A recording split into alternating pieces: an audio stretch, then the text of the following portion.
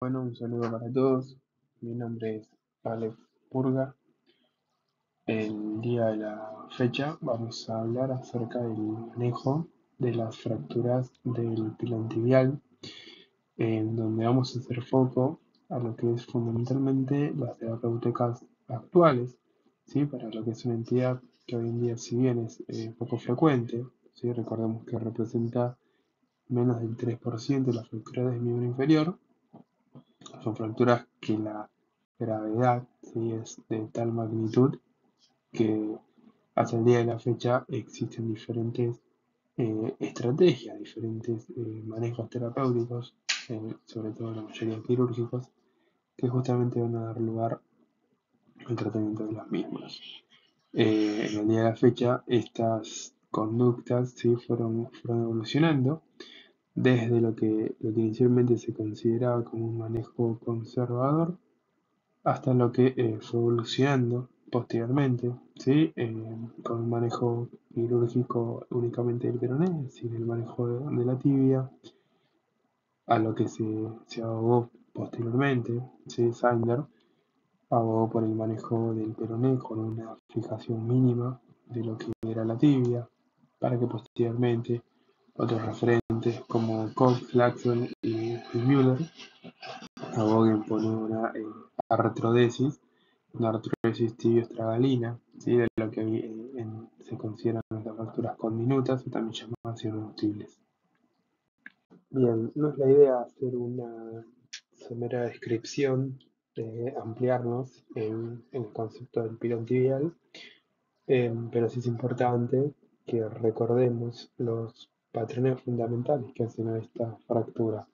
Esta fractura que el mecanismo la mayoría de las veces y por un traumatismo de energía implica esa compresión axial que se genera sobre la epífisis distal de la tibia, ¿sí? Lo que hace el astrágalo es una impactación directa sobre la mortaja, produciendo lesión epífiso-metafisaria, hundimiento articular, compromiso articular justamente, y a esto se le agrega la importante lesión que se produce sobre los tejidos blandos.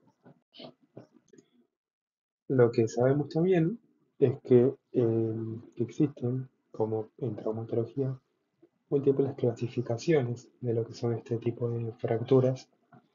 Al día de la fecha, las más conocidas, las clasificaciones de Roediger-Lower del 1969 y lo que es la clasificación de la AO. Recordemos que la clasificación de Roediger-Lower se basa básicamente en exista según exista un compromiso eh, articular, a su vez asociado a un desplazamiento. En el caso del Royal Over tipo 1, lo que justamente tenemos es una ausencia de desplazamiento, existiendo fracturas, existiendo compromiso intraarticular. El tipo 2 que implica la incongruencia articular sin conminución, y el tipo 3 a donde existe tanto incongruencia como conminución.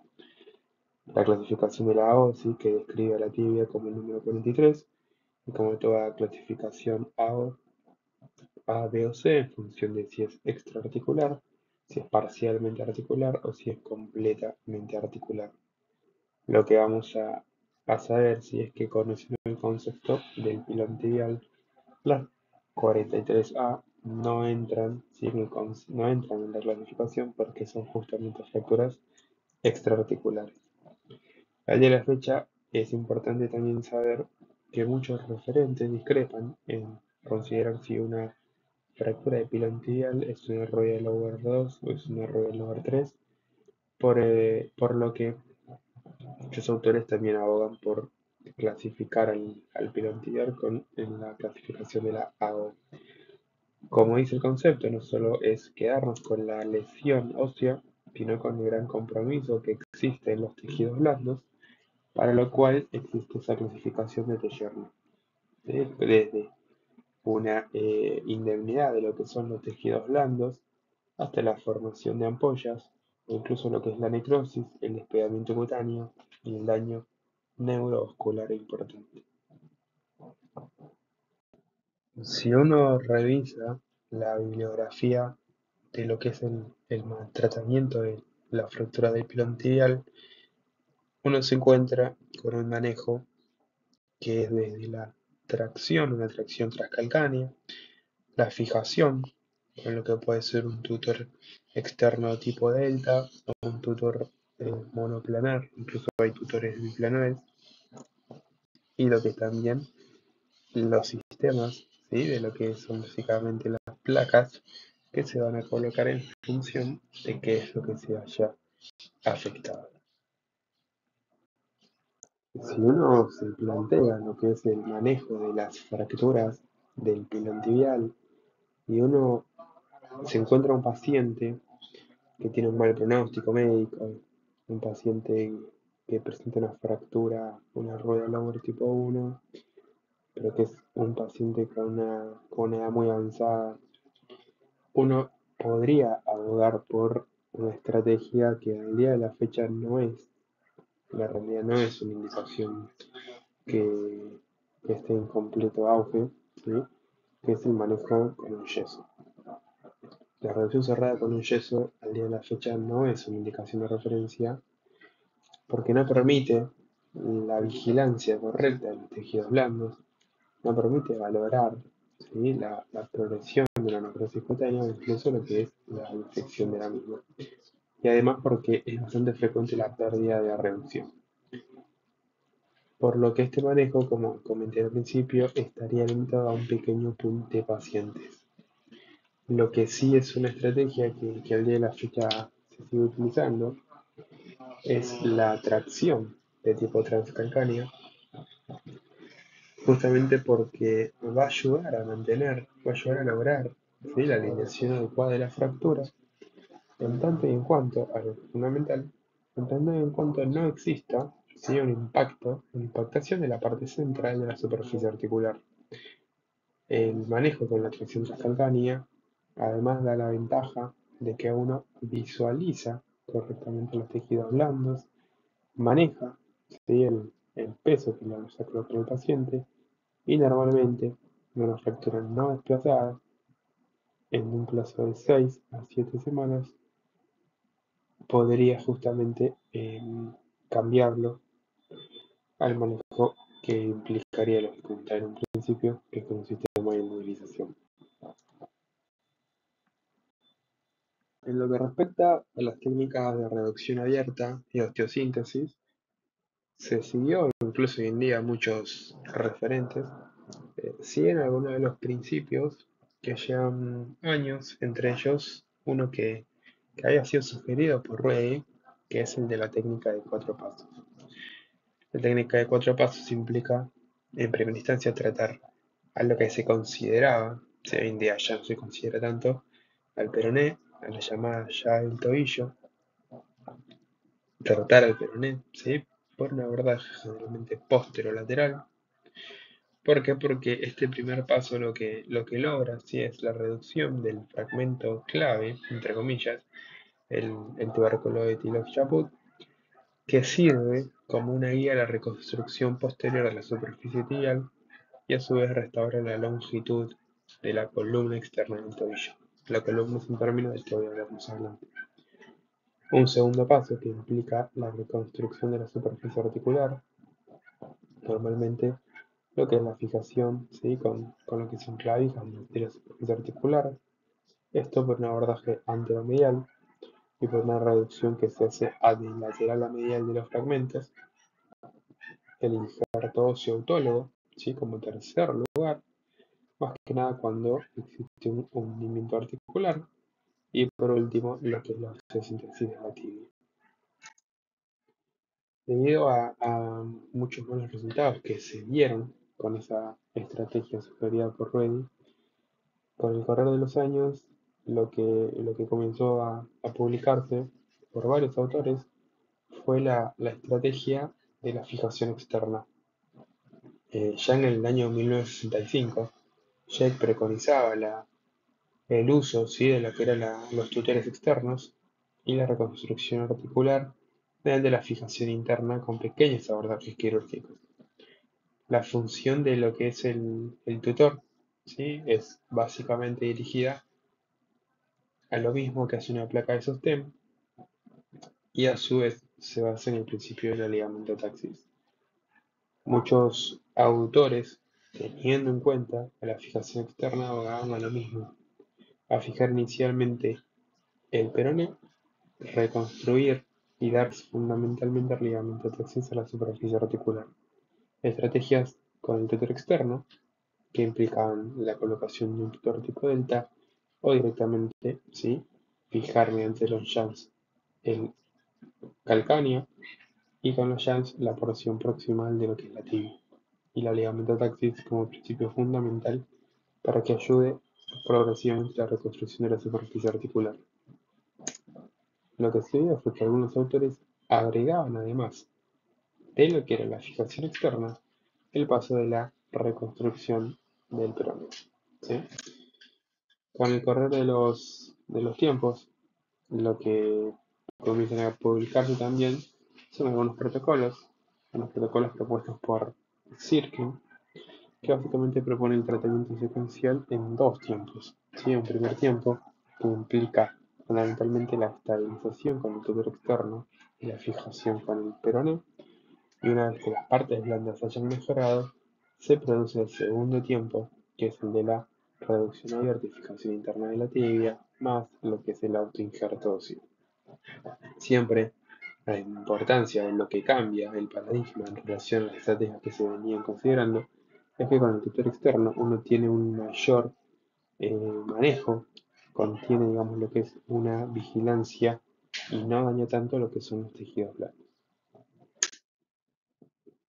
Basado en artículos recientes publicados por ASAL, incluso por el doctor Arrondo en nuestro país, aparecen nuevas estrategias para el tratamiento de las fracturas del pilón tibial, que básicamente van a discrepar, van a clasificarlas en función de lo que es una fractura reductible, aquella sobre la que se puede hacer alguna osteosíntesis para mantener la normalidad, la articulación del tobillo, o aquellas que se consideran irreductibles, normalmente ya las conminutas, en donde la colocación del tutor va a ser simplemente para dar una estabilidad y ser un paso previo a una artrodesis. Lo que propone ASAN en su trabajo, con diferentes estrategias para la fijación de las fracturas del pilón, es que existen tres tipos de fracturas, tres tipos de patrones básicos para lo que son las fracturas. Por un lado, el fallo axial con un pilón intacto, el mecanismo de una angulación en varo por tensión lateral y compresión medial, o lo contrario, una angulación en valgo, ¿sí?, con compresión lateral. Este autor aboga porque es algo que es fundamental, es en el caso de las tipo 1, y las reductibles, que sea siempre importante menciona la importancia, de la placa de compresión.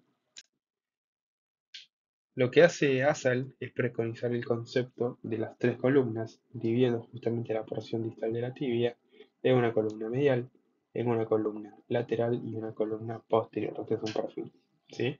La columna medial en color naranja es la continuación del lado medial de la diáfisis triangular que termina en el gran malleolo subcutáneo. Una columna lateral en color azul, que es la prolongación de la cara anterolateral de la diáfisis de la tibia triangular y contiene la escotadura para la articulación con el peroneo, terminando en el tubérculo de Charcot, como se puede ver en esta imagen axial, y la columna posterior en verde, ¿sí?, que es continuación del triángulo posterior y termina en el malleolo posterior. Este nivel nos encontramos con el fragmento de Volkmann. Las fracturas que se consideran reductibles, o fracturas tipo 1, lo que se propone es que según qué columna se haya afectado, vamos a tener un tipo de abordaje. Y a su vez, si se afectaron dos o más columnas, se va a tener lo que son abordajes combinados. Bien, se propone de hecho una estrategia que es la visión 360, en donde uno al día de la fecha tiene distintos abordajes para alcanzar una columna o para alcanzar una función del. Es así que tenemos un abordaje anteromedial, un abordaje anterolateral, un abordaje posterolateral, posteromedial, un abordaje lateral y un abordaje medial. El abordaje anteromedial, ¿sí?, un abordaje en sentido longitudinal descendente, que a 1 centímetro de la cresta tibial hacia lateral se puede extender o hacia el malleolo, ¿sí? O hacia lo que es la primera cuña.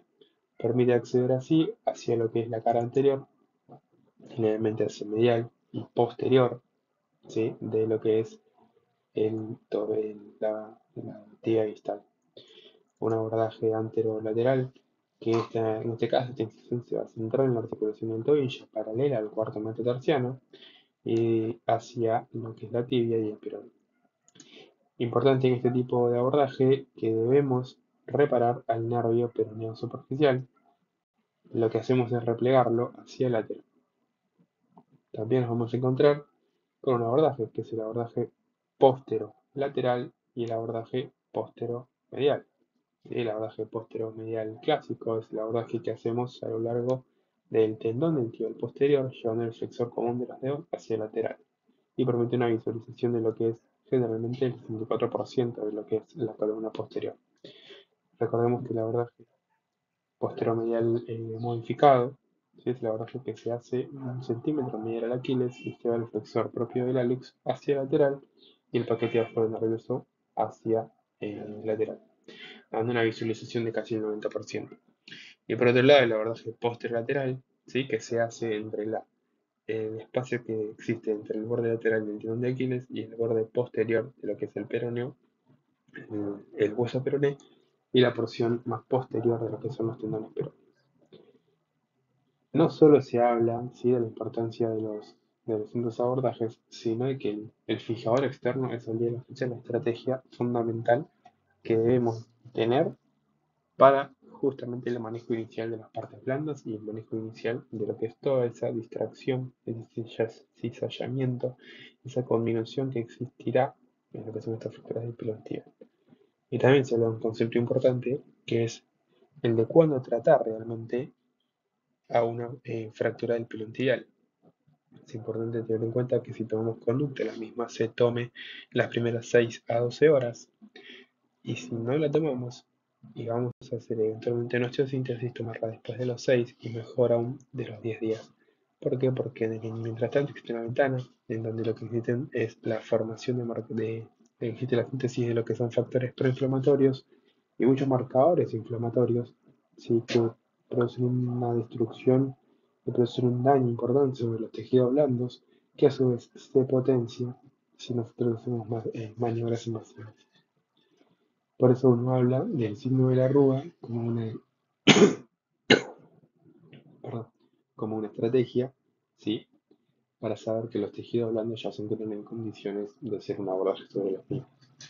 En casos con el peroné fracturado, ¿sí? Lo que es importante tener en cuenta es que el corte axial, además de que nos permita definir las distintas columnas y a través de ello determinar cuál va a ser nuestra puerta de entrada, tener en cuenta que el fragmento posterior siempre uno lo considera como el fragmento de referencia, porque es el que va a dar nuevamente eh,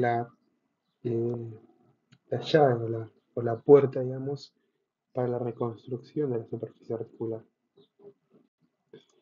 También tener en cuenta que hay un concepto que se venía utilizando durante mucho tiempo, que es el concepto de tratar siempre inicialmente el peroné. Este concepto aboga a lo que es, por ejemplo, el trazo simple, en donde no existe una conminución de la tibia distal. El manejo cirosensible peroné reconstruye esa altura y nos permite colocar una placa de sostén. Sin embargo, en caso de fracturas conminutas no es un concepto que se sigue utilizando, y de hecho se sugiere muchas veces tratar inicialmente a la tibia y posteriormente a lo que es el peroné. Ya en el caso de las fracturas tipo 2 o consideradas irreductibles, ¿sí? Uno habla de este tipo de fracturas cuando tenemos un gran compromiso articular, se dan por un mecanismo de muy alta energía, vienen a ser estas clasificadas como AO43C3, y en este tipo de fracturas lo que se vio con el correr de los años es que si bien inicialmente uno la fijaba con un tutor externo y eventualmente colocaba un sistema de osteosíntesis, veía que esto daba muy malos resultados. Por eso, al día de la fecha, este tipo de fracturas lo que se aboga es justamente por evitar la amputación y se aboga por la colocación de fijador externo, la vigilancia, eventualmente la corrección de los tejidos blandos y planificar al paciente para directamente pasar a una retrodesis tibio-talar o tibio-calcáneo.